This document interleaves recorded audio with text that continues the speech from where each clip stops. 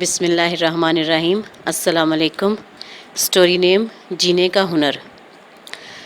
لگتا ہے کوئی انوکھا بچہ پیدا کر رہی ہیں بہو بیگم، رئیسہ جھنجھلائی ہوئی آواز میں شوہر سے مخاطب تھیں۔ واصف نے جو بہت مگن ہو کر ٹی وی پر ایک سیاسی مباحثہ دیکھ رہے تھے، بیوی پر ایک سرسری نگاہ ڈالی۔ خیر تو ہے، اب بیچاری بہو سے کون سا قصور سرزد ہو گیا؟ ٹی وی کی آواز ذرا سی کم کرتے ہوئے بیوی سے دریافت کیا۔ بس آپ کو تو وہ بیچاری ہی لگتی ہے، اور میں جو 2 گھنٹے سے کچن میں کھپ رہی تھی، مجھ بیچاری سے آپ کو کوئی ہمدردی نہیں، رئیسہ تنک کر بولی تھی۔ ارے بھائی، بیچارے ہوں آپ کے دشمن، اور کیوں کھپ رہی تھیں آپ 2 گھنٹوں سے کچن میں؟ سادہ سے دال چاول ہی تو بنانے تھے، انہوں نے مسکراتے ہوئے دریافت کیا۔ پہلے برتن دھوئے، پھر کچن کی صفائی کی، اس کے بعد کھانا بنایا۔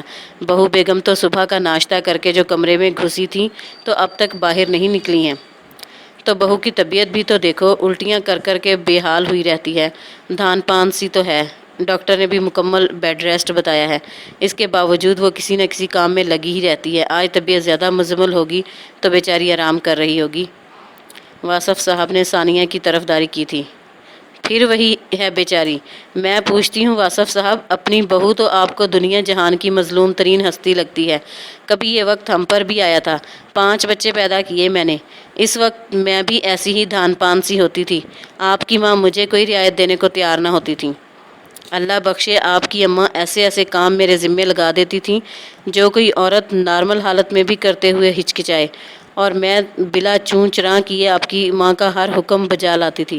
ہمیں تو کسی حالت میں کوئی استثنا نہ ملا۔ واہ بیگم واہ، دل خوش کر دیا آپ نے۔ روزمرہ گفتگو میں بھی کیسی کیسی تراکیب استعمال کرنے لگی ہیں۔ یہ فائدہ ہوا ہے میرے ساتھ بیٹھ کر سیاسی ٹاک شوز دیکھنے کا، وہ لطف لیتے ہوئے بولے۔ بات کو گھمانے پھرانے میں آپ تو سیاست دانوں کو بھی مات دینے لگے ہیں۔ میرے سوال کا جواب جو نہیں ہے آپ کے پاس؟ ہم تو ساری زندگی کولہو کے بیل کی طرح جتے رہے، پہلے ساس کی چوکری کی، پھر شوہر اور بچوں کی سیوا میں لگے رہے۔ سوچا تھا بہو آئے گی تو سکھ کا سانس ملے گا، لیکن نہ جی، اب بہو بیگم کی نازبرداریاں کرنی پڑیں گی۔ رئیسہ کا موڈ بری طرح بگڑا ہوا تھا، ایسے میں ثانیہ کی حمایت میں کوئی ایک آدھا فقرہ مزید بولنے سے نقص امن کا خدشہ تھا، سو واصف صاحب نے بیگم کی بڑبڑاہٹوں پر کوئی رد عمل دینے کی بجائے پھر سے ٹی وی کی طرف توجہ مرکوز کر لی۔ آخر رئیسہ بڑبڑاتے ہوئے اٹھ گئی تھیں۔ ان کے جانے کے بعد واصف صاحب نے بھی ٹی وی بند کر دیا۔ تفکر کی پرچھائیاں ان کے چہرے پر پھیلی ہوئی تھیں۔ ان کی شریک حیات نے زندگی بھر خود سے وابستہ ہر رشتہ مثالی انداز میں نبھایا تھا۔ واصف صاحب کا خیال تھا کہ جس لڑکی کو رئیسہ بہت چاہ سے بہو بنا کر لائی ہیں، وہ اس کے ساتھ بھی مثالی رویہ اپنائیں گی، لیکن یہاں ان کا اندازہ غلط ثابت ہونے لگا تھا۔ ان کی بہو ثانیہ سلجھی ہوئی عادات کی مالک، ہنس مکھ سی لڑکی تھی۔ شادی کے بعد اس نے گھر کی ذمہ داریاں بھی بطریقِ احسن نبھانا شروع کر دیں۔ ثانیہ اور اسد کی شادی کے بعد شروع میں تو رئیسہ اپنے انتخاب پر خاصی مسرور اور نازاں رہتیں۔ ثانیہ نے تو مجھے سویرا کی کمی محسوس ہی نہیں ہونے دی واصف صاحب، بہو مجھے کسی کام کو ہاتھ ہی نہیں لگانے دیتی۔ چلیں اسی بات پر اللہ کا شکر ادا کریں، ہم ایک بیٹی گھر سے رخصت ہوئی تو اللہ نے بہو کی صورت ہمیں ایک اور بیٹی سے نواز دیا، واصف مسکرا کر کہتے۔ رئیسہ بھی طمانینت بھرے انداز میں مسکرا دیتی۔ لیکن آہستہ آہستہ رئیسہ کا اطمینان رخصت ہونے لگا تھا۔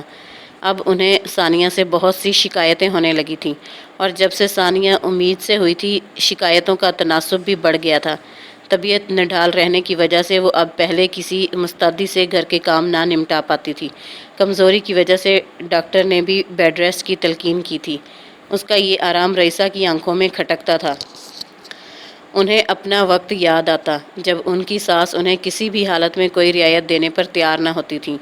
واصف صاحب کی سمجھ میں نہ آتا تھا کہ اپنی بھلی مانس بیوی کو اس موازنے کی عادت سے کیسے باز رکھیں۔ اب بھی بیگم کے جانے کے بعد وہ کتنی دیر تک مسئلے کا حل سوچتے رہے تھے۔ اگلی شام کو سویرا چلی آئی۔ لاڈلی بیٹی کی اچانک آمد پر رئیسہ بیگم کا چہرہ خوشی سے کھل اٹھا۔ وہ عموماً ویکینڈ پر اپنے شوہر کے ساتھ آتی تھی، آج بنا اطلاع دیے ماں باپ سے ملنے چلی آئی تو ان کی خوشی فطری تھی۔ صبح سے ہی آپ اور ابو بہت یاد آ رہے تھے امی، آنٹی نے بھی میری اداسی محسوس کر لی۔ نعمان آج آفس سے جلدی آ گئے تو آنٹی نے ہی ان سے کہا کہ مجھے آپ لوگوں سے ملوانے لے جائیں۔ نعمان کو اپنے دوست سے ملنے جانا تھا، مجھے یہاں ڈراپ کر کے وہ چلے گئے۔ سویرا نے مسکرا کر ماں کو بتایا۔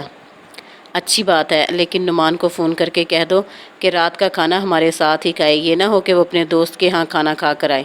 رئیسہ نے فوراً تاکید کی تھی۔ سویرا نے اس بات میں سر ہلا دیا۔ اور ثانیہ بھابی، آپ سنائیں، کیسی طبیعت ہے؟ بہت کمزور لگ رہی ہیں۔ وہ اب بھاوج کی طرف متوجہ ہوئی تھی۔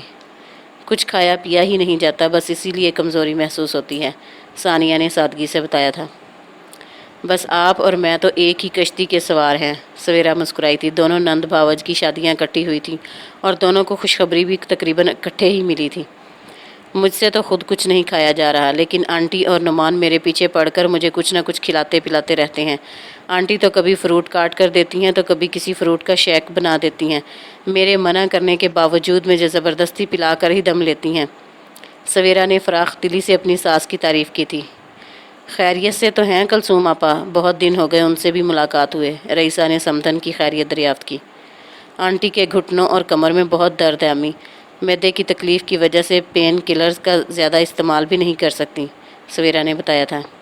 ہاں بیٹا، یہ عمر ہی ایسی ہے، درد ہی جان نہیں چھوڑتے، رئیسہ نے ٹھنڈی سانس بھری۔ آنٹی ریسٹ بھی تو نہیں کرتی امی، ہر وقت کسی نہ کسی کام میں مصروف رہتی ہیں، اور آج کل تو کچن کی ذمہ داری بھی آنٹی نے ہی اٹھا رکھی ہے۔ مجھے چولہے کے پاس کھڑا ہی نہیں ہونے دیتی، کہتی ہیں پہلے ہی تمہاری طبیعت اتنی نڈھال رہتی ہے، گرمی سے اور خراب ہو جائے گی۔ میں زیادہ اصرار کروں تو کہتی ہیں بیٹا اب تو باقی کی عمر تمہارے ہاتھ کا پکا ہی کھانا ہے، یہ ذرا سا عرصہ ڈاکٹر کی ہدایت کے مطابق احتیاط سے گزار لو۔ آنٹی کہتی ہیں کہ ان کی ساس نندوں نے انہیں جوانی میں بہت ٹف ٹائم دیا تھا، کسی بھی حالت میں انہیں کوئی رعایت نہ دیتی تھیں۔ آنٹی نے یہ سوچ رکھا تھا کہ وہ اپنی ساس جیسی ساس ثابت نہیں ہوں گی، بلکہ اپنی بہو کو بھی بیٹی بنا کر رکھیں گی۔ سویرا نے محبت بھرے انداز میں ساس کا تذکرہ کیا تھا۔ رئیسہ کچھ چپ سی ہو گئی۔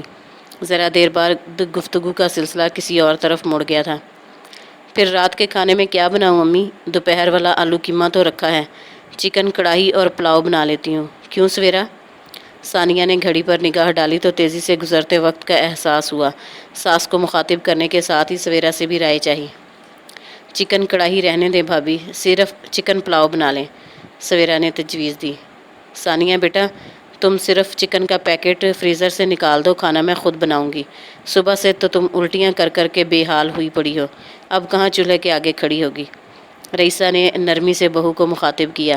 ثانیہ نے ممنون نگاہ ساس پر ڈالتے ہوئے جی امی کہا تھا۔ سویرا کے ہونٹوں پر مدھم سی مسکراہٹ بکھر گئی۔ سسرال واپس جانے سے پہلے وہ موقع پاک پر کر باپ کے قریب آئی تھی۔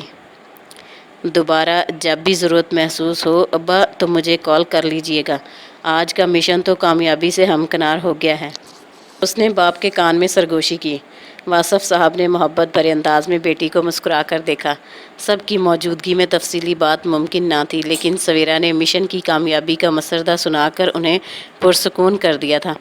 کل بہت دیر تک سوچ بچار کرنے کے بعد انہیں یہی طریقہ سمجھ میں آیا تھا۔ سویرا کو فون کر کے اس کی مدد چاہی۔ سمجھدار بیٹی اپنے میکے کے پرسکون ماحول کی خاطر فوراً باپ کی مدد کو تیار ہو گئی۔ آج کی آمد اسی سلسلے کی کڑی تھی۔ ماں کے سامنے اپنی ساس کی تعریفوں کے جو پل باندھے تھے اس میں کسی قدر مبالغہ بھی تھا۔ آنٹی اچھی تھیں لیکن اتنی اچھی نہیں جتنی سویرا نے انہیں بنا کر پیش کیا۔ ہاں اس کی خواہش تھی کہ اس کی ماں بہت اچھی ساس بنے، کیونکہ ثانیہ بھی فطرت کے اعتبار سے اچھی لڑکی تھی۔ سویرا کو یقین تھا کہ وہ ساس کے اچھے برتاؤ کو اپنا حق سمجھ کر وصول کرنے والی لڑکی نہیں ہے۔ وہ اس اچھے برتاؤ کو نہ صرف یاد رکھے گی بلکہ بدلے میں ان کی عزت کے ساتھ ساتھ خدمت بھی کرے گی۔ اپنی ماں سے بے تحاشا محبت کرنے والی سویرا کو یہ کب گوارا تھا کہ کسی اور کے دل میں اس کی ماں سے متعلق منفی خیال جنم لیں۔ سویرا اپنی آئیڈیل ماں کو آئیڈیل ساس کے روپ میں دیکھنے کی متمنی تھی، چاہے اس کے لیے اس نے اپنی ماں کے سامنے اپنی ساس کی جھوٹی تعریفیں ہی کیوں نہ کرنی پڑتی۔ اس سارے قصے میں اس کا ذاتی نقصان صرف یہ ہوا تھا کہ اب وہ ماں کے سامنے سسرال کی دل دکھانے والی باتیں بتا کر اپنے دل کا بوجھ ہلکا نہ کر سکتی تھی۔ ہاں، دل کا بوجھ ہلکا کرنے کے لیے اس کے پیارے ابا جو موجود تھے، جن کا ایمان تھا کہ دوسروں کی زندگیوں میں آسانیاں پیدا کرنے سے آپ کی اپنی زندگی سکون سے گزرتی ہے۔ جینے کا یہ ڈھنگ ثانیہ نے ابا سے ہی سیکھا تھا۔